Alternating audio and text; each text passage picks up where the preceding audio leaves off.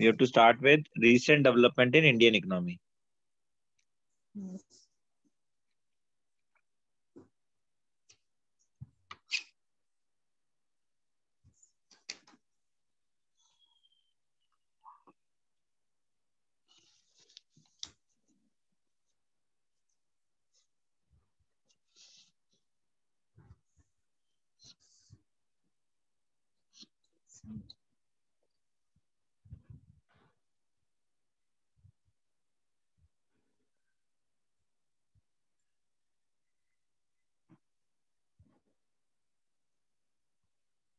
Okay, so what development this they are talking about? Actually,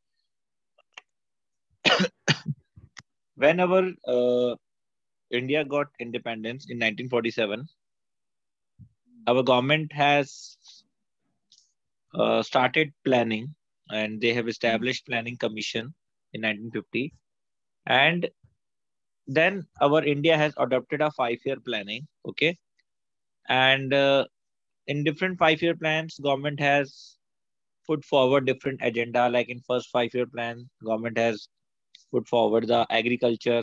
In second 5-year plan, uh, government has main focus on industrial development. Okay, so in 1956, industrial policy 1956 have came up, in which government has given the major role to the public sector. Okay, government has given the major role to the public sector. Public sector means government sector. And because at that time there was lack of motivation to the private sector, क्योंकि जो private sector था उनके पास motivation नहीं था, they don't have any motivation to invest, so government ने ये role अपने ऊपर लिया, पब्लिक सेक्टर के ऊपर मेन रोल लिया. Okay, government has also come up with the licence system. Licence policy लेके आए गवर्नमेंट 1956 में. Licence policies for the private sector, कि अगर प्राइवेट सेक्टर अपना बिजनेस करना चाहता है तो they have to take licence for everything. अगर कोई इंडस्ट्री सेटअप करना चाहते हैं तो लाइसेंस लेना पड़ेगा, एक्सपेंड करना चाहते हैं तो लाइसेंस लेना पड़ेगा, डाइवर्सिफाई करना चाहते हैं तो लाइसेंस लेना पड़ेगा. हर चीज के लिए लाइसेंस की लेने की जरूरत थी. Okay, and one more thing, up to 1991 अगर हम बात करें 1956 से या 1950 से 1991 की बात करें, 1990 तक की बात करें, तो उस समय हमारी जो पॉलिसी थी वो थी inward looking policy. Inward looking का मतलब है कि we are only concern with protecting the domestic country, domestic economies, sorry domestic companies. And हमारा जो मोटिव था वो था इम्पोर्ट सब्सटीट्यूशन का. क्या था? Import substitution. इम्पोर्ट सब्सटीट्यूशन का मतलब है we are always trying to substitute the goods which we are importing. Like मान लीजिए आप कोई एक्स गुड है इम्पोर्ट कर रहे हो, तो गवर्नमेंट ने चाहा कि ये गुड इम्पोर्ट ना किया जाए बल्कि इसको इंडिया में मैन्युफैक्चर किया जाए. ठीक है, यानी इम्पोर्ट को सब्सटीट्यूट करें किससे? डोमेस्टिक प्रोडक्शन से. ठीक है, और एक्सपोर्ट्स पे हमारा बिल्कुल भी ध्यान नहीं था, बिल्कुल भी ध्यान नहीं था. सो बिकॉज ऑफ दिस हमारे फॉरेन एक्सचेंज रिजर्व्स काफी नीचे गिरने लगे. Foreign exchange means foreign currency, क्योंकि हम कोई एक्सपोर्ट नहीं करते थे तो फॉरेन करेंसी बाहर से आती नहीं थी. लेकिन कई चीजें हम इंपोर्ट करते थे, और जैसे ऑयल पेट्रोलियम इंपोर्ट होता ही था. तो फॉरेन करेंसी का आउटफ्लो है वो तो चालू था. तो उससे क्या हुआ, आ कुछ नहीं रहा था, न्यू इनफ्लो नहीं हो रहा था, लेकिन आउटफ्लो कंटिन्यू था. तो उससे हमारे फॉरेन एक्सचेंज रिजर्व नीचे गिरने लग गए. ठीक है, एंड बिकॉज ऑफ हमारा मेजर रोल पब्लिक सेक्टर अपना था, पब्लिक सेक्टर की जो मैनेजमेंट है इतनी अच्छी नहीं होती, तो वो भी लॉसेस में चल रहे थे, ज्यादा हमें एफिशिएंसी नहीं मिल रही थी. तो इन सब के रहते 1990s में हमारी हम ऐसे कह सकते हैं लेट 1980s में जो इंडियन इकोनॉमी है वो बहुत वापस से डाउनफॉल की तरफ जाने लगी. हमारे फिजिकल डेफिसिट्स बढ़ने लगे मींस गवर्नमेंट के एक्सपेंडिचर बढ़ने लगे, फॉरेन एक्सचेंज रिजर्व घटने लगे, बहुत दिक्कतें आने लगी हमें वापस से. तो हमने एक न्यू इकोनॉमिक पॉलिसी अपनाई जिसको हम बोलते हैं न्यू इकोनॉमिक पॉलिसी, और इस पॉलिसी का नाम था एलपीजी, यानी लिबरलाइजेशन, प्राइवेटाइजेशन एंड ग्लोबलाइजेशन. तो यही रिसेंट चेंजेस अब हम यहाँ पे पढ़ने वाले हैं. ठीक है, इतनी बात समझ आ रही है कि हमने 1991 में जो न्यू इकोनॉमिक पॉलिसी अपनाई उसके अंदर हमारे न्यू रिसेंट चेंजेस आए जिसको हमने बोला लिबरलाइजेशन, प्राइवेटाइजेशन, ग्लोबलाइजेशन. ठीक है, तो अभी हम पहला देखते हैं liberalisation. What is liberalisation? Liberalisation हमने 1991 में अपनाया। तो लिबरलाइजेशन का मतलब है रूल्स एंड रेगुलेशंस कम करना। रूल्स को क्या करना? कम करना। We are reducing the rules. जो भी आपके रेगुलेशंस हैं, जो भी रिस्ट्रिक्शंस हैं, जो भी कॉम्प्लेक्स प्रोसीजर्स हैं, उनको इजी बना रहे हैं और रूल्स कम कर रहे हैं। That is known as liberalisation. अभी लिबरलाइजेशन कहाँ जरूरत था? हमने देखा था कि गवर्नमेंट ने प्राइवेट सेक्टर के लिए लाइसेंस सिस्टम चालू कर रखा था। लाइसेंस सिस्टम एक तरीके का रिस्ट्रिक्शंस हो गया कि जब भी you want to start a new business, आपको लाइसेंस लेना पड़ेगा। आपको कुछ भी मॉडर्नाइजेशन करना है, लाइसेंस लेना पड़ेगा। उसमें फिर लाइसेंस मिलता था, कई बार नहीं मिलता था। सिंपल सिंपल चीजों के लिए आपको वेट करना पड़ता था जब तक लाइसेंस ना मिले। ओके, तो गवर्नमेंट ने क्या किया? लाइसेंस सिस्टम को कम कर दिया। गवर्नमेंट ने लाइसेंस सिस्टम कम कर दिया। बहुत सी इंडस्ट्रीज में अब लाइसेंस लेने की जरूरत नहीं होती। ठीक है, तो बिजनेस एक्टिविटी थोड़ी सी फ्रीडम से चलने लगी, लोकेशन वो अपने अकॉर्डिंगली चूज करने लगे। तो उससे क्या हुआ? हमारा इंडस्ट्रियलाइजेशन बढ़ने लग गया। पहले रुका हुआ था, क्योंकि जब तक लाइसेंस नहीं मिलेगा वो होगा नहीं काम। लाइसेंस सिस्टम कम करने से हमारा थोड़ा सा फास्ट फेज पे आ गए। ओके, तो हम लिबरलाइजेशन की बात पॉइंट टू पॉइंट करते हैं। तो फर्स्ट पॉइंट सेज कि abolishing industrial licence requirement in most of the industry. जो कि मैंने अभी आपको बोला, एबॉलिश करने का मतलब है खत्म करना। तो जो भी लाइसेंस रिक्वायरमेंट थी, जो लाइसेंस रिक्वायरमेंट थी, वो बहुत सी इंडस्ट्री में कम कर दी गई। यानी अब बहुत सी इंडस्ट्री में लाइसेंस लेने की जरूरत नहीं है। अभी भी जो ऐसे प्रोडक्ट्स हैं जो हेल्थ से रिलेटेड हैं, जैसे कि फार्मास्यूटिकल्स हो गया, केमिकल्स हो गया, हार्मफुल हैजार्डियस मटेरियल्स हो गए, उनके लिए लाइसेंस अभी भी लेना पड़ता है। Okay, second, freedom in deciding the scale of business activity. यानी अब आप अपना स्केल, स्केल का मतलब है आप लार्ज स्केल इंडस्ट्री बनाना चाहते हैं, स्मॉल स्केल इंडस्ट्री बनाना चाहते हैं, कितना आउटपुट बनाना चाहते हैं, ये लाइसेंस भी आपको अब नहीं लेना पड़ेगा। ये भी आपकी फ्रीडम है। आप जब चाहें you can increase the capacity, और वेन एवर यू वांट आप उसको डिक्रीज कर सकते हैं। ठीक है, freedom in fixing prices. Prices भी पहले बहुत से प्रोडक्ट के गवर्नमेंट कंट्रोल करती थी। पहले इसलिए कंट्रोल किए जाती थी सोशल वेलफेयर के लिए, बिकॉज अभी हमारा जो देश था, अभी स्टार्टिंग की बात कर रहे हैं, तो बहुत बुरी हालत से निकल के आया था बिकॉज ऑफ ब्रिटिश रूल। तो हम चाहते थे हमारी जो पब्लिक है उसका वेलफेयर हो। तो उनको जितने भी आइटम्स हैं, जो बेसिक आइटम्स हैं, उनके प्राइजेस, लो प्राइजेस पे उनको आइटम मिल सके। ठीक है, तो इसलिए गवर्नमेंट बहुत से आइटम के प्राइजेस खुद डिसाइड करती थी। अब बहुत से आइटम जो है उन्होंने लिबरल कर दिए, यानी उनके प्राइस वो खुद डिसाइड कर सकते हैं।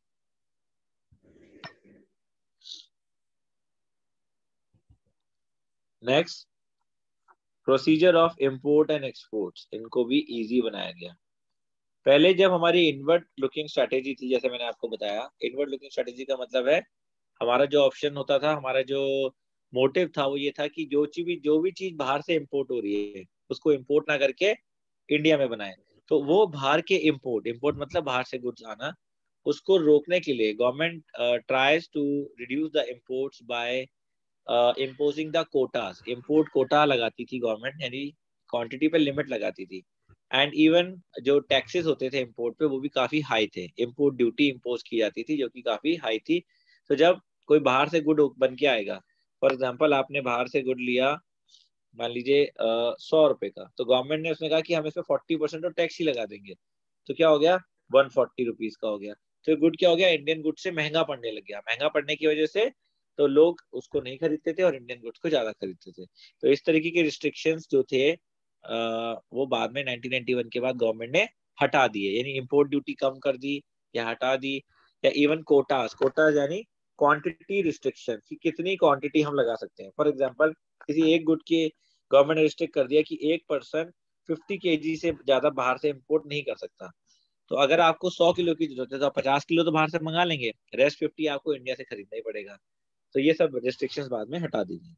ओके, टैक्स रेट्स कम कर दिए गए ताकि लोगों को आसानी रहे। और जो भी हमारा प्रोसीजर था फॉरेन कैपिटल के लिए, फॉरेन इन्वेस्टमेंट के लिए, वो सब प्रोसीजर भी इजी कर दिए, लिबरल कर दिए। ओके, क्लियर है ये? Clear both both of you? Yes, sir. शिवायु क्लियर?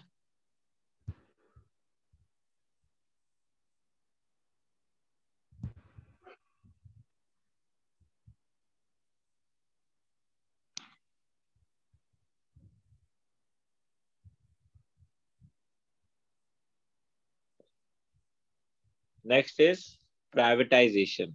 प्राइवेटाइजेशन का क्या मतलब है? गवर्नमेंट की कंपनी को प्राइवेट करना। पहले मेजर रोल किसका था? पब्लिक सेक्टर यानी गवर्नमेंट सेक्टर। स्टार्टिंग से गवर्नमेंट ने मेजर इंडस्ट्रीज अपने पास रखी थी। तो प्राइवेटाइजेशन में क्या क्या करना चाहा गवर्नमेंट ने उन कंपनीज को जो कि अच्छी मैनेज नहीं हो पा रही थी, अच्छा प्रॉफिट नहीं दे रही थी, उनको हमने प्राइवेट हैंड्स में यानी प्राइवेट एंटरप्रेन्योर्स में सेल आउट करना स्टार्ट कर दिया। ठीक है, तो इससे क्या फायदा हुआ? पहली बात तो गवर्नमेंट को जो असेट काम का नहीं था, जिससे प्रॉफिट नहीं आ रहा था, तो वो बिजनेस से वो फ्री हो गए। इवन उनको जो भी उनको उन्होंने बिजनेस बेचा उससे गवर्नमेंट को पैसा भी मिला, मनी मिला। और जब बिजनेस बेचने तो अगले से पैसा लेंगे, तो गवर्नमेंट को पैसा भी मिल गया। प्लस जो कंपनीज जो लॉसेस में चल रही थी वो प्राइवेट हैंड में आने के बाद प्रॉफिट में आने लगी, और लेबर्स को भी इसमें फायदा हुआ। तो इस तरीके का ऑप्शन गवर्नमेंट ने प्राइवेटाइजेशन में किया। गवर्नमेंट ने वो कंपनीज अपने पास रखी जो कि अच्छा परफॉर्म कर रही थी, जिनको नवरत्न टाइटल दिया गया, और बाकी कंपनियों को सेल आउट करना स्टार्ट कर दिया। ओके, तो इसको जब हम रीड लगाते हैं,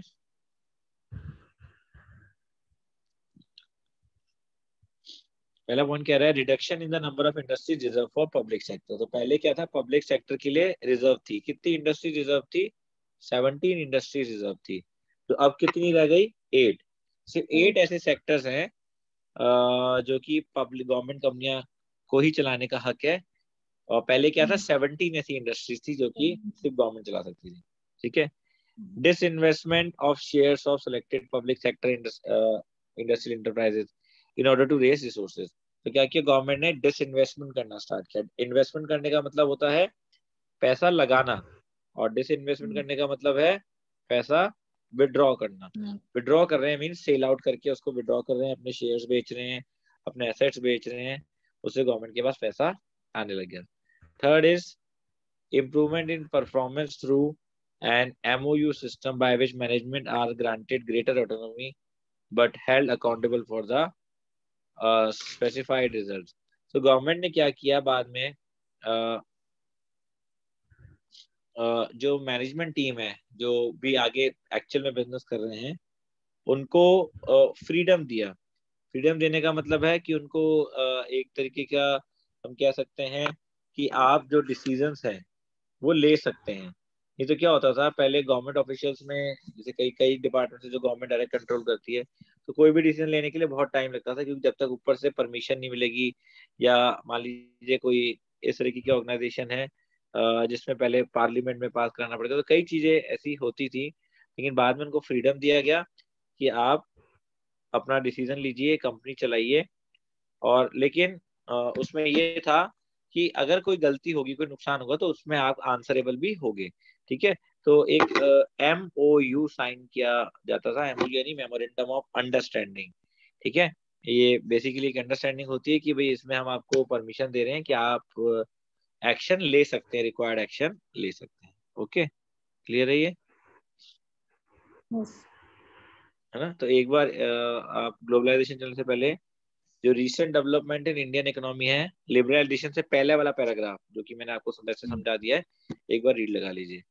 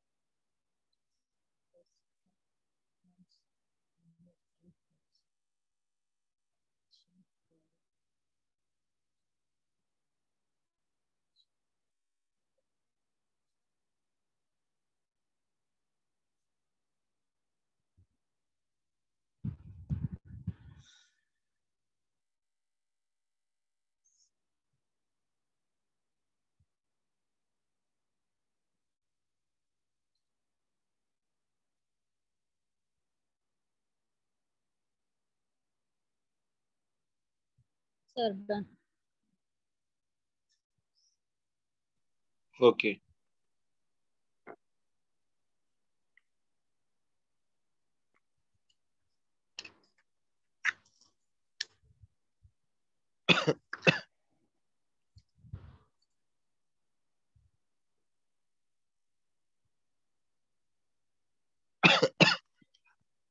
Why have you read? Yes, sir. I have Okay. read. Now, globalization. The third is globalization. Before 1991, our government has adopted the policy of import substitution, that is inward looking strategy, and we are trying to restrict imports and we are not interested in exports. हम exports नहीं करते थे और imports को भी हम restrict करने की कोशिश करते थे. Means हम other world से ज्यादा connected नहीं थे. Okay. Even foreign investment भी हम ज्यादा allow नहीं करते थे. Okay. क्योंकि बिकॉज जो हमारा पिछले एक्सपीरियंसेस थे ब्रिटिश गवर्नमेंट्स के साथ, क्योंकि जब ब्रिटिश गवर्नमेंट आया था तो वो भी बिजनेस के लिए आया था सबसे पहले इंडिया में, लेकिन धीरे धीरे उसने हमें कैप्चर कर लिया. तो फॉर दैट हम एक फॉरेन इन्वेस्टमेंट के लिए या फॉरेन से डील करने में हम इंटरेस्टेड नहीं थे. ठीक है, लेकिन बिकॉज अब हमें फॉरेन एक्सचेंज की जरूरत भी थी, क्योंकि 1991 में हमने इंटरनेशनल बैंक से लोन भी लिए थे, तो हमें वो लोन भी हमें पे ऑफ करने थे, इसलिए फॉरेन एक्सचेंज की बहुत जरूरत थी. और फॉरेन एक्सचेंज कहाँ से आता, जब हम बाहर की कंट्री से ट्रेड करेंगे. तो ग्लोबलाइजेशन में मींस व्हेन अ इकोनॉमी और a country have a trade relations with other countries also, यानी हम अदर कंट्रीज के साथ ट्रेड कर रहे हैं, उनके इंपोर्ट एक्सपोर्ट्स कर रहे हैं, गुड्स सर्विसेज का एक्सचेंज हो रहा है, तो इसको हम ग्लोबलाइजेशन बोलते हैं. तो हमने ग्लोबलाइजेशन में भी स्टेप उठाया एंड हम दूसरी कंट्रीज के साथ ट्रेड रिलेशंस में एंटर हुए, इंपोर्ट्स में एंड एक्सपोर्ट्स में. गवर्नमेंट ने अपने रिस्ट्रिक्शंस कम कर दिए. गवर्नमेंट ने एक्सपोर्ट प्रमोशन के लिए, बल्कि हम ऐसे कह सकते हैं, हमारे इंडस्ट्रीज को मोटिवेट किया. एक्सपोर्ट ओरिएंटेड इंडस्ट्रीज को गवर्नमेंट ने कई बेनिफिट्स दिए, जैसे कि लाइक इंडस्ट्री सेटअप करने के लिए अगर कोई एक्सपोर्ट ओरिएंटेड इंडस्ट्री है तो उनको इजीली लैंड दिया गया, इजीली लोन प्रोवाइड कराए गए, उनको कैपिटल गुड्स का मतलब होता है प्लांट एंड मशीनरी। इंपोर्ट करने के लिए भी उनको जो सिस्टम है इजी कर दिया गया, उस पर टैक्स नहीं लिया, उसको फाइनेंस भी इजी किया। तो कई स्टेप्स गवर्नमेंट ने उठाए ग्लोबलाइजेशन के लिए। ओके, तो ग्लोबलाइजेशन क्या है? Globalisation mean integrating the economy. Integrating integrating का मतलब हम अपनी इकोनॉमी को दूसरी कंट्री के साथ चलाना चाह रहे हैं, इंटीग्रेट कर रहे हैं the economy of a country with the rest of the world. Okay, this implies free flow of goods and services, capital, technology, labor across national boundaries। यानी हमारी कंट्री से बाहर गुड्स एंड सर्विसेज जाए भी और आए भी, इवन लोग भी काम करने जाएं और यहाँ पे भी काम करना है। इस तरीके की फैसिलिटी को हम ग्लोबलाइजेशन कहते हैं। To achieve this objective of globalization, the government has adopted various measures such as reduction in custom duty, removal of quantitative restriction, जो कि हमने पहले पढ़ा था कि इंपोर्ट में कोटास लगा रखे थे, तो कोटास क्या कर दिए? हटा दिए। कोटास मतलब क्वांटिटेटिव रिस्ट्रिक्शन, इनको हटा दिया। कस्टम ड्यूटी, इंपोर्ट ड्यूटी कम कर दी। ये सब चीजें गवर्नमेंट ने करी। Okay, these measures are expected to achieve higher rate of growth, enlargement and employment potential and reduction of regional disparities। और इसकी वजह से क्या हुआ? जब बाहर की कंपनियों ने इंडिया में आके इन्वेस्ट किया तो नई नई एम्प्लॉयमेंट अपॉर्चुनिटीज हमारे सामने आई, तो इससे गवर्नमेंट को बहुत फायदा हुआ। इवन आउटसोर्सिंग जो बिजनेस है, आउटसोर्सिंग बिजनेस भी हमारा ग्लोबलाइजेशन की वजह से इंडिया में आया था, जो कि आज भी बहुत ज्यादा प्रोडक्टिव है। बहुत से लोगों को अच्छी जॉब दे रहे हैं आउटसोर्स से और अच्छी इनकम भी दे रहे हैं। ठीक है, तो globalisation is also very much beneficial for India. Business environment में भी हमारे कई चेंजेस हुए। कौन कौन से चेंजेस हुए उनको देखते हैं।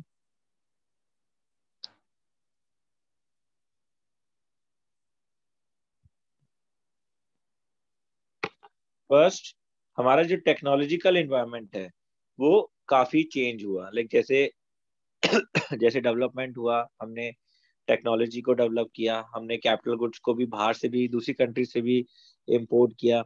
तो हमने काफी कोशिश करी है और हम रेगुलरली कोशिश कर रहे हैं to adopt the new latest technology. ठीक है, तो इसकी वजह से हमारे जो प्रोडक्ट क्वालिटी है, स्टैंडर्ड ऑफ लिविंग है, सब इंक्रीज हुआ है। ओके, तो हमारा टेक्नोलॉजी डेवलपमेंट हुआ है। सेकेंड इज जो ओवरऑल कंज्यूमर्स है, हमारे कंज्यूमर्स की जो एक सोच कह सकते हैं, उसमें काफी चेंज आया है। बिफोर अगर हम पहले काफी इयर्स को बैक लेके सोचें, like few years back the customers are not very much demanding. Demanding means जो हमारे कस्टमर्स थे उनकी डिमांड कम थी, उनको हर चीज नहीं रिक्वायरमेंट होती थी। लेकिन now every person wants everything. Like mobile is needed by everyone, good clothes are needed by everyone, televisions are needed by everyone, refrigerator, air conditioner, cooler, जितनी भी चीजें हैं आज सबको चाहिए। तो ओवरऑल हमारी जो डिमांड है कस्टमर्स की वो बढ़ गई है। पहले के मुकाबले अब जो कस्टमर्स हैं, कंज्यूमर्स हैं, वो ज्यादा स्पेंड करते हैं। पहले के लोग आप देखा करते होंगे, they were more interested in accumulating the fund. वो अपने पैसे को जमा करके रखते रहते थे, जिनको हम कह सकते हैं कि बहुत ही माइजर होते थे, कंजूस होते थे पहले। मतलब खर्च इजीली नहीं करते थे क्योंकि उनकी टेंडेंसी क्या होती थी? सेव करने की। लेकिन अब कंज्यूमर्स कैसे हो गए हैं? अब कंज्यूमर की टेंडेंसी है खर्च करने की, मोर एंड मोर ज्यादा खर्च करना चाहते हैं, बिकॉज दे वांट कि भाई खर्च करने से ही उनकी जो भी वो मेहनत कर रहे हैं उनको तभी उसका फ्रूट मिलेगा। प्लस इकोनॉमी के लिए भी बहुत अच्छा होता है। स्पेंडिंग जितनी ज्यादा होती है उससे इकोनॉमी अच्छा रन करती है। Saving is not beneficial for economy. अगर हम कंजम्पशन ज्यादा करते हैं तो वो बेनिफिशियल होते हैं। ठीक है, तो हमारे जो कस्टमर्स हैं अब वो ओवरऑल डिमांड भी ज्यादा करते हैं। इवन अब कस्टमर्स को हम कह सकते हैं कि क्वालिटी की बात करें तो क्वालिटी भी अब हर कस्टमर को अच्छी चाहिए। ओके, और बहुत फ्रीक्वेंट परचेजिंग हो गई, जिसको हम कहते हैं कि पहले बहुत किसी ओकेजन पे परचेजिंग होती थी नॉर्मली, कि नए क्लोथ्स कब लेने हैं जी, ओकेजन पे लेने हैं। लेकिन अब इट्स अ रेगुलर पैटर्न, हम कभी भी परचेजिंग करते रहते हैं। ठीक है, राइट। सो हमारी जो कंज्यूमर्स हैं इनकी भी अब डिमांड पहले से बढ़ गई है, तो ये भी एक चेंज है, ऐसे बिजनेसेस बढ़ते हैं। थर्ड, जो कंपटीशन है वो भी रेगुलरली इंक्रीज होता जा रहा है इन एवरीथिंग। चाहे आप छोटे से छोटा आइटम ले लीजिए, इवन अ पेंसिल, और चाहे आप बड़े से बड़ा ऑटोमोबाइल ले लीजिए, in every field there are many companies working. बहुत सी कंपनी एक प्रोडक्ट बनाती हैं। Even foreign companies are also coming to India. Foreign से माल इंपोर्ट भी होता है, इंपोर्टेड गुड्स भी हमें मिलते हैं। एमएनसी कंपनीज के ऑफिस भी यहाँ पे खुल रहे हैं, आउटलेट खुल गए हैं। चाहे हम कोई सी भी लाइन देखें, क्लोथिंग देखें तो क्लोथिंग में भी हम देखेंगे मल्टीनेशनल कंपनीज इंडिया में काम कर रही हैं। फूड देखेंगे तो रेस्टोरेंट चेन्स हो, चाहे होटल इंडस्ट्री हो, सब में मल्टीनेशनल कंपनीज वर्क कर रही हैं। तो हर फील्ड में, हर इंडस्ट्री में बहुत ज्यादा कंपटीशन हो गया है। So competition is beneficial to the consumers. तो जो कंज्यूमर्स होते हैं उनके लिए बेनिफिशियल होता है, उनको मोर वैरायटी मिलती है और बेटर प्राइसिंग में मिलती है। ठीक है, कोई मोनोपोली होगी तो वो अपने अकॉर्डिंगली बेचेगा और जो बेचेगा वही लेना पड़ेगा, लेकिन बिकॉज ऑफ कंपटीशन कंज्यूमर्स को वैरायटी मिलती है, ऑप्शंस मिलते हैं, और इजीली अवेलेबल होता है और कम प्राइस पे अवेलेबल होता है। ठीक है, ये एक चेंज है।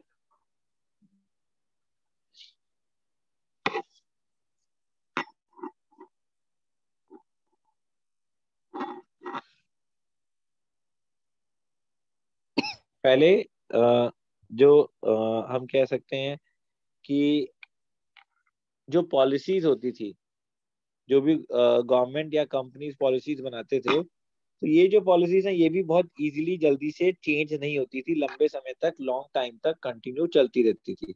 ओके, लेकिन अब जो बिजनेस है या गवर्नमेंट है, even policies, because dynamic world है, चेंजेस बहुत ज्यादा, बहुत स्पीडली हो रहे हैं।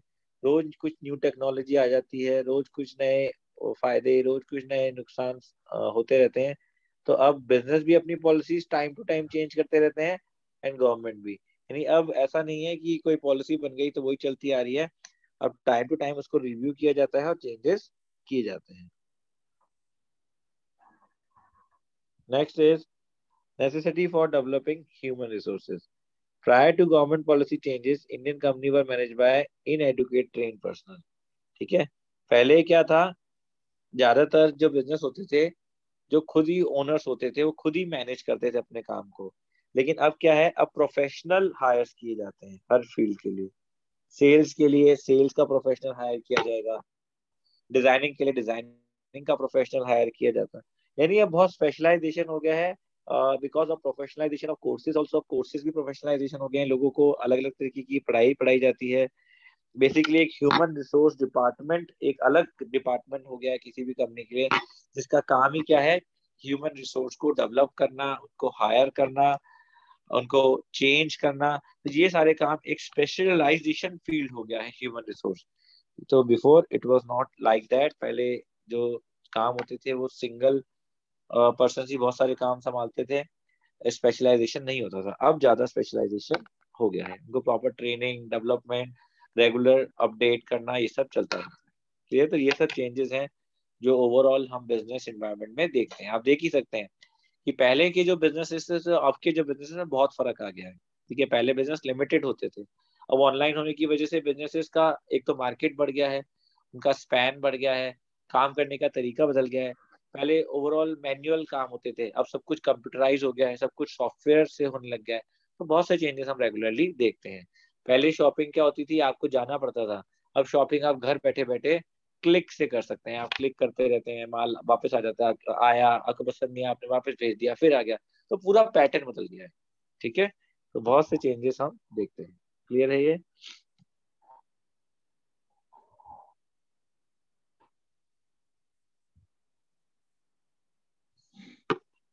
Yes, sir. Okay, Neelu clear? Yes, sir.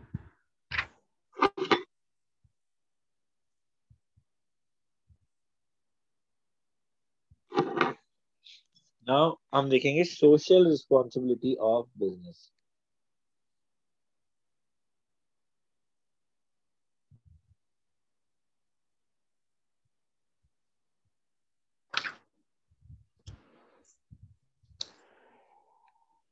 Social responsibility of business का क्या मतलब है? गवर्नमेंट की सोसाइटी की तरफ क्या रिस्पॉन्सिबिलिटी बनती है? और सोसाइटी की तरफ रिस्पॉन्सिबिलिटी बनती क्यों है, पहले तो ये बताएं।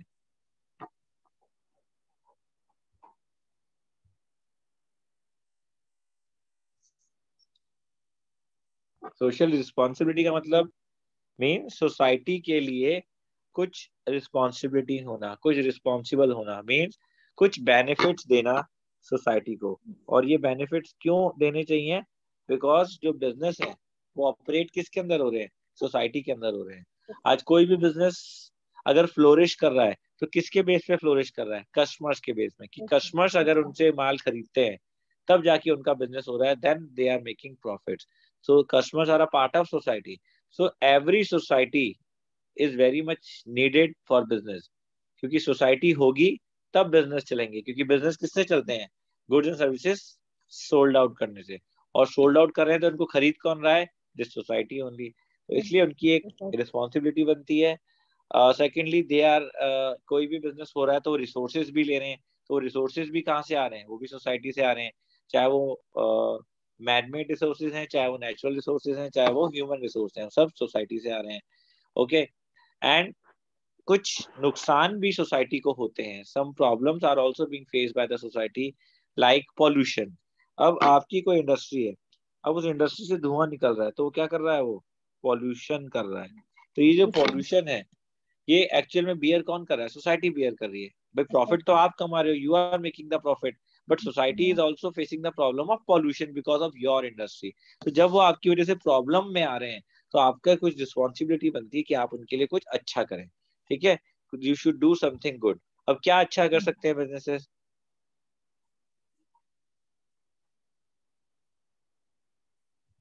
बिजनेस सोसाइटी के लिए क्या अच्छा कर सकते हैं? वेलफेयर ऑफ वो कंज्यूमर। वेलफेयर कर सकते हैं। मीन्स जिस एरिया में इंडस्ट्री लगी है हमारी, उस एरिया में हम कुछ पब्लिक यूटिलिटी आइटम्स बना सकते हैं, like pure drinking water available करा सकते हैं। ठीक है, हम उनको पार्क्स अवेलेबल करा सकते हैं। हम उनके लिए कुछ कह सकते हैं एजुकेशन से रिलेटेड स्कूल्स ओपन करवा सकते हैं, स्मॉल, अगर हमारा बिजनेस इतना अच्छा है और प्रॉफिट दे रहा है। तो ये कई चीजें हैं जो सोसाइटी के लिए की जा सकती हैं। हम पोल्यूशन को कंट्रोल करने के लिए अपनी टेक्नोलॉजी को इम्प्रूव कर सकते हैं। हम ऐसा नहीं कि obsolete technology, old technology use कर रहे हैं, बट हम टाइम टू टाइम अपनी टेक्नोलॉजी को अपडेट कर सकते हैं। तो इसमें सोसाइटी का बेनिफिट है, आपका भी है, सोसाइटी का भी है, बिकॉज उससे पोल्यूशन कम होगा। तो कई तरीके के रिस्पॉन्सिबिलिटीज हैं जो बिजनेस कर सकते हैं। ठीक है।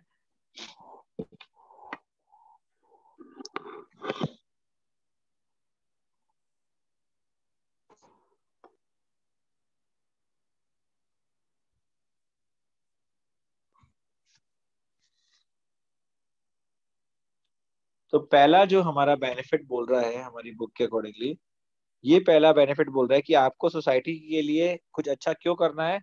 Because of your self interest. इसका क्या मतलब है? कि अगर आप सोसाइटी के लिए कुछ अच्छा करेंगे तो इससे आपका ही फायदा है।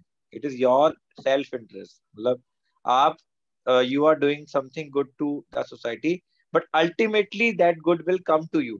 How? If society will be benefited, if society will be, be having some welfare, तो वो welfare की वजह से क्या करेंगे? वो आपके लिए एक अच्छी इमेज बनेगी और वो आपसे ज्यादा गुड्स खरीदेंगे। ठीक है, यानी आपका कस्टमर बेस बढ़ेगा।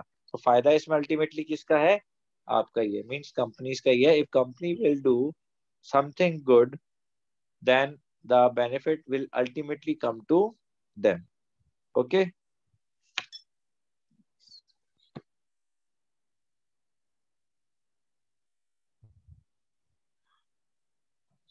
Second is, जो इसी से रिलेटेड पॉइंट है जो हम बात कर रहे थे, वो है public image. Public image means like जैसे अभी मैंने बोला, इफ सेल्फ इंटरेस्ट है इसमें, if company do something like government, जैसे कि कोई गवर्नमेंट कोई अच्छा काम करती है तो उस गवर्नमेंट की अच्छी इमेज बनती है ना, कि इस गवर्नमेंट ने ये किया, इस गवर्नमेंट ने किया। उसी तरह का अगर इफ सब company will do some good work for the society तो उसकी एक अच्छी पब्लिक इमेज बनेगी। हमारे सामने। Like Yes. We have example of Tata. Tata एक बहुत ही रिनाउंड नेम है। अगर हम सोशल रिस्पॉन्सिबिलिटीज की बात करें तो टाटा ऐसा ग्रुप है, अपने ट्रस्ट के थ्रू ये कई बेनिफिट्स देते हैं पुअर लोगों को। उनको एजुकेशन हो गया, Yes. बेसिकली उनकी कुछ मिनिमम बेसिक नीड्स हो गई, तो ये सब कुछ ना कुछ करते रहते हैं टाटा ग्रुप जो है, टाटा ट्रस्ट जो है। तो एक इमेज सामने आती है कि yes this company, this industry is doing something good. ठीक है, तो ये आपकी इसमें पब्लिक इमेज बनती है। थर्ड इज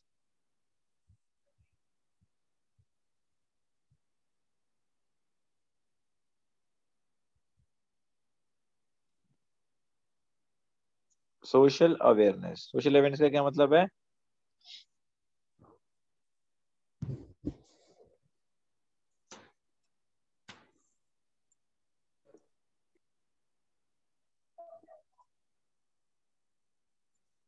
अवेयरनेस का क्या मतलब है? अवेयरनेस, Like to know, हाँ, you know तो already राइट about. ना, मतलब एक सोशल अवेयरनेस की वजह से भी हमारी रिस्पॉन्सिबिलिटी बनती है कि nowadays consumers are very much aware. यानी कंज्यूमर क्या है आज के टाइम पे, बहुत अवेयर है।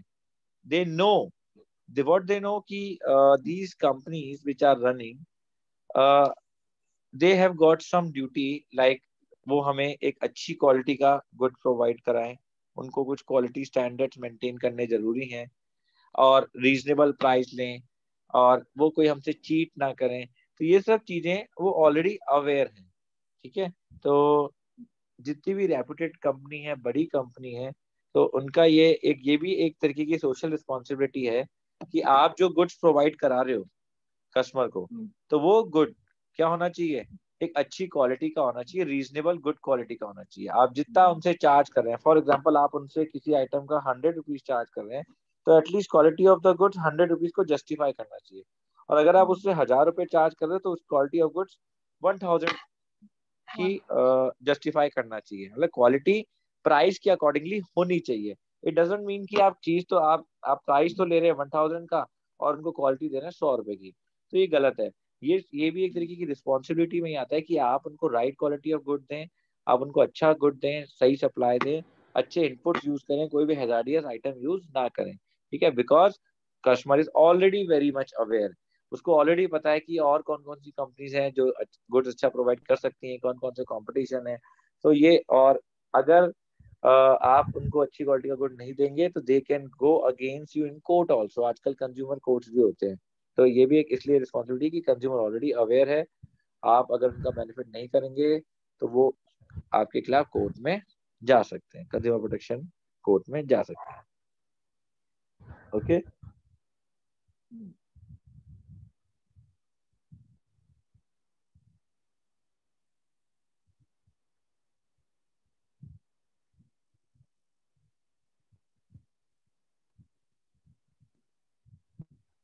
moral justification. Moral justification means, moral means, what is moral?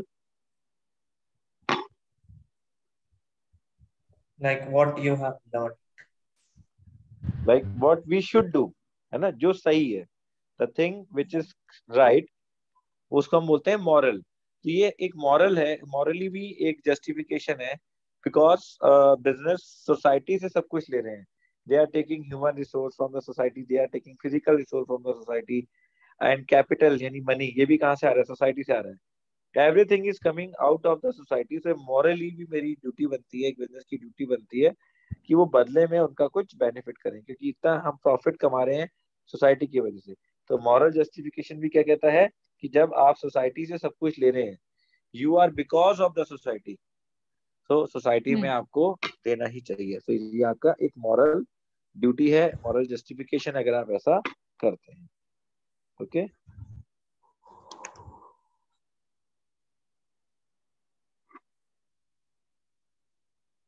ये एक बार आप रीड लगा लीजिए, जो कॉन्सेप्ट ऑफ सोशल रिस्पॉन्सिबिलिटी है, ऊपर से रीड लगाना।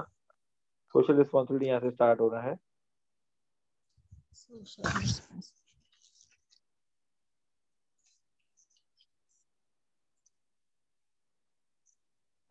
इधर पहली लाइन लिखी है, it uses the scarce resources. SCARCE। Scarce का मतलब लिमिटेड। स्कार्स का मतलब होता है लिमिटेड। हमारे पास रिसोर्सेज सब लिमिटेड है।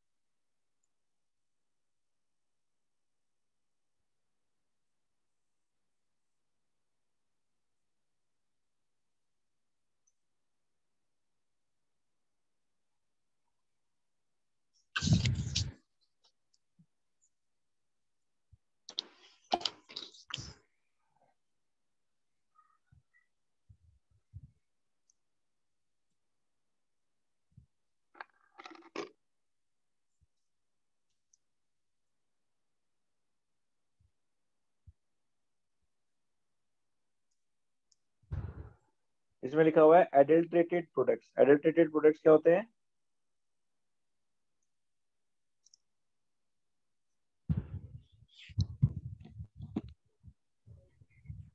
What is adulterated products? कौन सा पैराग्राफ कैसा? फर्स्ट पैराग्राफ में ही है। 1 2 3 4 6 लाइन में है एडल्ट्रेटेड प्रोडक्ट्स। एडल्ट्रेटेड प्रोडक्ट्स का मतलब है poor quality product. Poor quality products. आपको बताया कुछ और दिया कुछ। लाइक जैसे कि एक बहुत ही सिंपल एग्जांपल है कि घी। हम जो घी लेते हैं, हम जैसे कहते हैं नकली घी आ गया, तो इसमें क्या होता है, कई ऐसी चीज डाल देते हैं जो असली नहीं होता, that was not good for the health, बस वो हार्मफुल होता है। जैसे कि मिल्क में हम क्या कर देते हैं, मिल्क में वाटर मिक्स कर देता है ना, तो एक तरीके की कुछ मिक्सिंग कर दी उसने, कुछ एडल्ट्रेशन कर दिया। तो कुछ ऐसे आइटम यूज कर लिए या तो जो हार्मफुल हैं, सिर्फ टेस्ट अच्छा करने के लिए कुछ ऐसी चीजें मिला दी जो हेल्थ के लिए हार्मफुल है, लेकिन टेस्ट से आप अट्रैक्ट हो रहे हो। ये सब क्या बोलता है, एडल्ट्रेशन।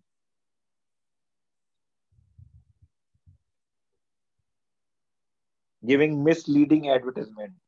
मिसलीडिंग एडवर्टाइजमेंट क्या है, ये भी एक सोशल रिस्पॉन्सिबिलिटी है कि कभी कोई भी बिजनेस मिसलीडिंग एडवर्टाइजमेंट ना करे। मिसलीडिंग का मतलब एडवर्टाइजमेंट से आपको मिसलीड कर रहे हैं, आपको धोखा दे रहे हैं, कोई चीज वैसी है नहीं लेकिन आपको एडवर्टाइजमेंट में वैसा दिखा रहे हैं। ठीक है, जैसे कई आपको दिखाते हैं जैसे कि बेसिकली कोल्ड ड्रिंक्स के ऐड में अगर हम देखें, जैसे कि आप देखेंगे सलमान खान अगर थम्स अप पीता है तो क्या करता है, वो पहाड़ से कूद जाता है। मतलब इतनी उसमें ताकत आ जाती है कि after a cold drink he is like a Superman now. तो एक तरीके की मिसलीडिंग एक्टिविटी है।